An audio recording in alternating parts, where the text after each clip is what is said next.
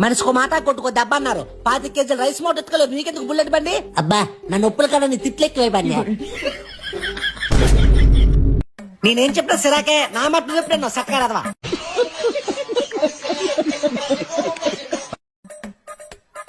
ఏమనాయనా నాయుడిని చూడడానికి వచ్చామండి. రాండి రండి. కాదు ఎలా పడిపోనవరా? మెల్లిగా వెళ్ళాను రా, కుక్క సడన్ గడ్డొచ్చిందా. నీలాంటి సెటకర కుక్క ఏముంటది, తాగేసి పడిపోయి కుక్క మీద తోసేత్తవా? ఎప్పుడు మనూరు సెంట్లు పడిపోతారా అందరూ? అక్కడ ఏదో ఉందా?